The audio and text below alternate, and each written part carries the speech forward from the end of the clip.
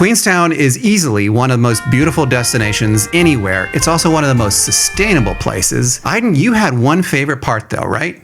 Yes, my favorite part of probably one of the world's most sustainable cities was the steam-powered boat, powered by coal that they shovel into a giant oven, and then they make steam from it, which is actually the first place we went to. That's right. We met with a guy named Dave Beach, who is the CEO of Real NZ, or Real NZ, as they say. We operate the Earnslaw and Walter Peak Station.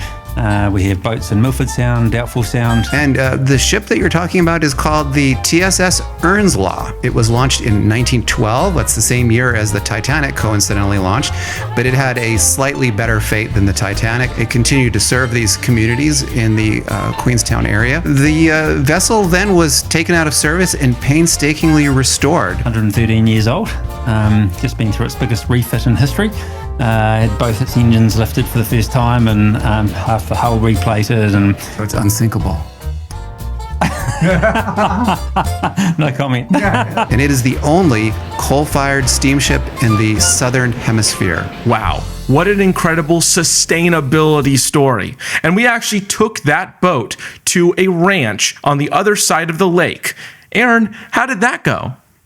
Well, it was quite amazing. It's nice to be able to take such a historic boat into really an idyllic part of Queenstown. The place that this steamboat takes you is called Walter Peak, and they have a wonderful array of sustainability initiatives. They also have a cool program where you can take part in reforesting native vegetation with native plants. From there, we went to talk with Michael Sly about his interesting composting initiative in the other part of town. Yes, Michael Sly turns one man's trash into another man's compost.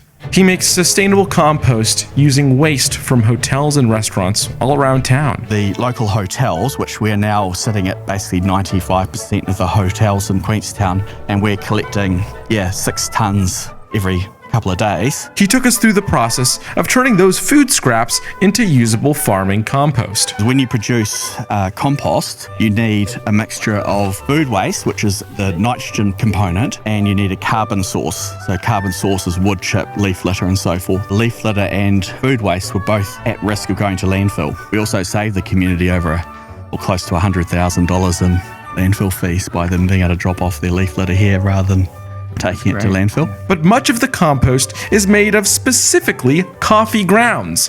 Wow, that's crazy.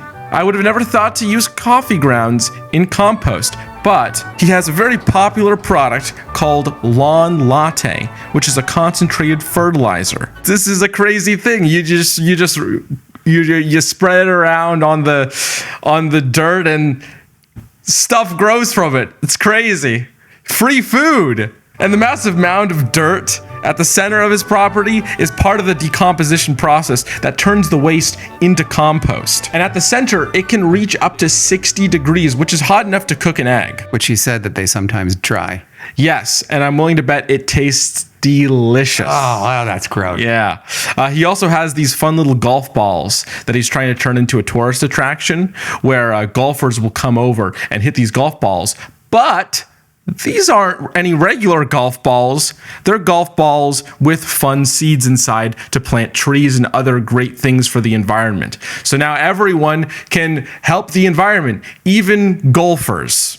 Which golfers, they're really known for how much they care about sustainability, aren't they? But from there, we headed even deeper into the wilderness of the Queenstown Lake area, where we met with Tony Glover, who owns Kinloch Lodge, a sustainability lodge. I'm standing in front of Kinloch Lodge. We're about an hour and a half from Queenstown, New Zealand. This place is spectacular. Spectacular. Hey, watch out. My cameraman has had too much beer. Tony runs a restored 19th century tavern out in the middle of nowhere. It's on a lake, really, really beautiful there. Gorgeous, picturesque. So it was one of Queenstown's very first harbour masters that discovered this place. And the original gold in this area was the forestry. So they were taking out total trees and things up in the Lake Sylvan and down at Mill Creek. But over the years, it fell into disrepair and then it was modified and it was turned into a hotel. Oh, I see what you mean by a view of the room. Yeah, that's right. This is our newest one of these. So they've all got beautiful views. This one's got a slight lip on it. What we found with the original two designs is that we were getting far too much solar gain. We've kept everything as silent as we can too, so silent fridges. They wanted to restore it to its original glory. Fun fact, her husband is the mayor of Queenstown. My husband's mayor of Queenstown now, but Oh, yeah. congratulations. How long has that been going I on? took a double take when you said that your husband's the mayor of. Yeah, he's the mayor of Queenstown, absolutely. Yeah. So can he give us like a bunch of free stuff too? I want the keys to the city. It really is something that's appropriate to the scenery. So you have these beautiful Alps and now you have this lodge. We didn't stop there though. We continue going from there to another eco lodge,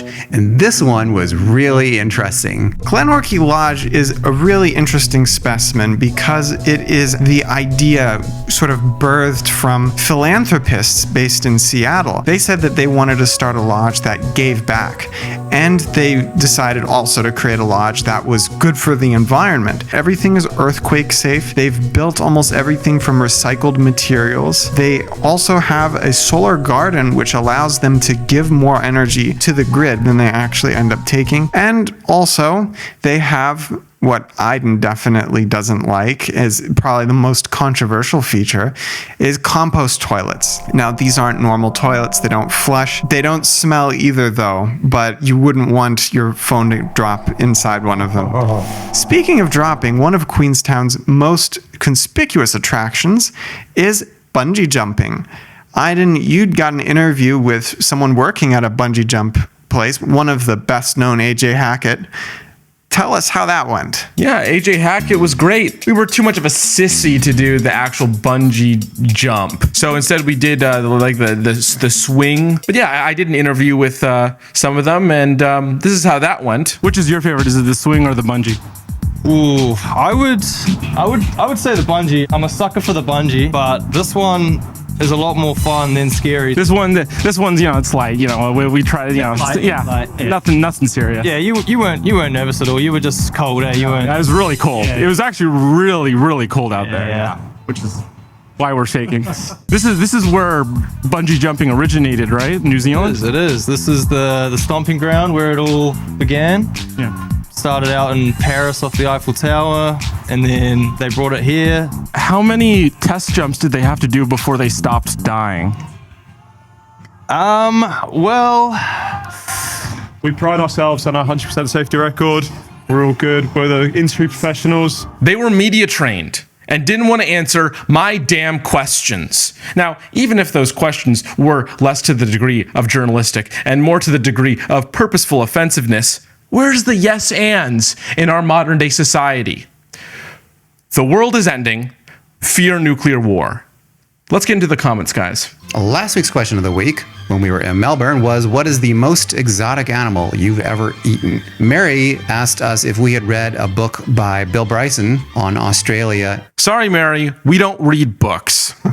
Next comment. Kyra writes, the strangest food I've ever eaten was narwhal blubber and musk ox meat. Oh, interesting. In a town called Qaqortoq in southern Greenland. I hope I pronounced that right and it didn't sound offensive. It was served in a local restaurant there, to which my tour was invited to taste native food. The blubber was definitely a one-time thing for me. Being an Estonian, I love blood sausage, which is a traditional food, especially at Christmas, but seems to turn off most of my US friends just thinking about it. Karcha writes, I've eaten emu and kangaroo while traveling on the Indian Pacific from Perth to Adelaide.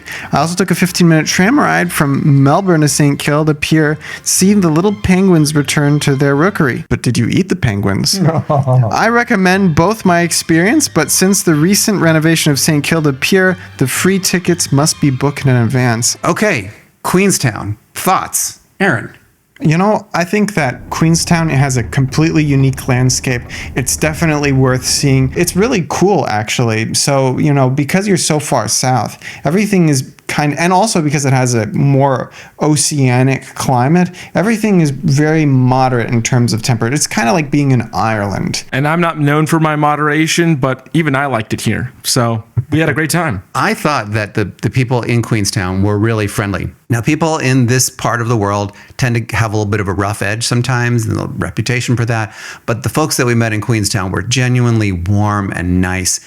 And that kind of sticks with you even long after you've left. You will remember that, and you'll remember the friendliness and the hospitality of the people. So I like that a lot. But the thing I love the most about Queenstown, let's be honest, it's not the sustainability. It's not all the thrills. It is just the beautiful scenery there. It reminds me so much of the Alps in France and Germany and Austria and Switzerland. And there's some also interesting aspects of the nature here, because a lot of the plants were imported. When we went over to Walter Peak Garden, they had redwoods there, straight from Northern California. Yeah. It was crazy. And then I said, do you have any other things from Northern California? And they were like, no, we don't. No, we don't. You silly Billy. Yeah, you are silly. You are silly. Would you guys go back? You know what? I think that I would go back under certain conditions, but otherwise I kind of felt like unless you're a tourist there and you're there for like an event or something, it just, after a while, the infrastructure isn't really there for day-to-day life, unless you're living right next to the airport, in which case you have access to all the normal infrastructure. Other than that, you're there basically because it's far away from everything. It's not supposed to be easy living.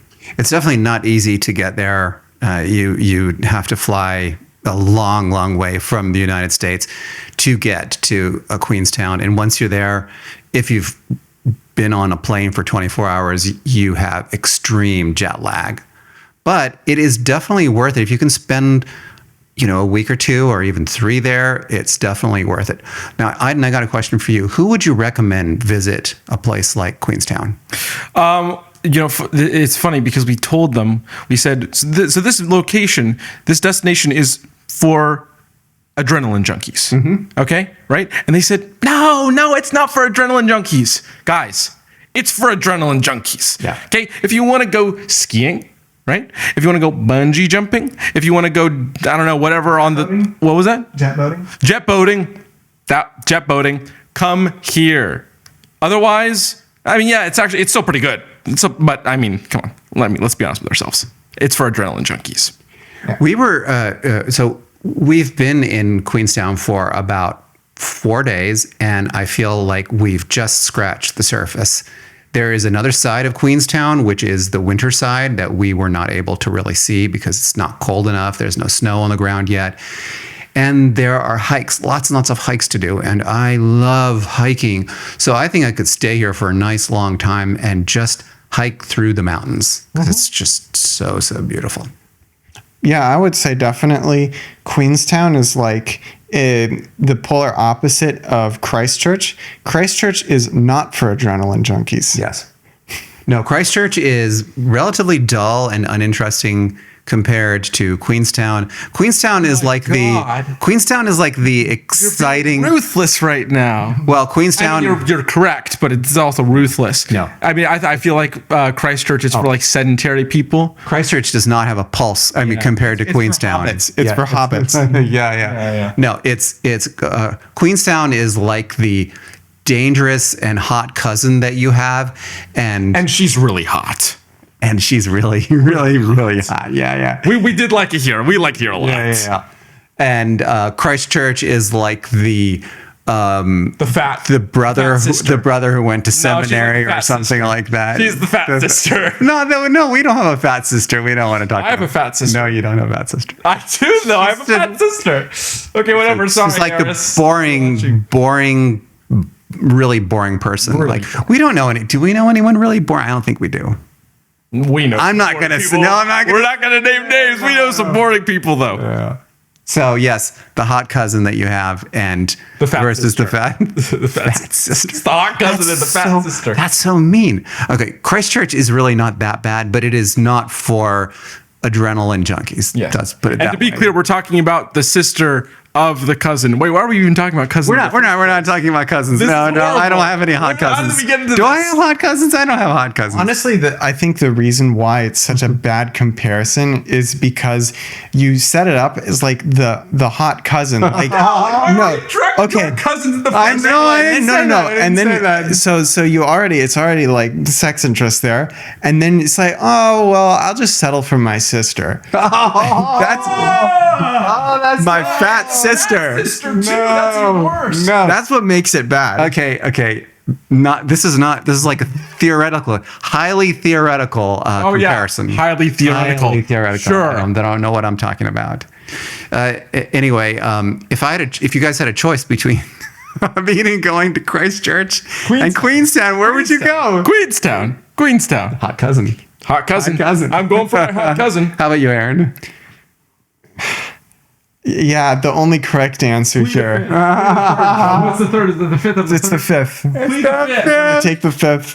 This week's question of the week: what's the weirdest form of public transit you've ever used? Can't wait to see those comments.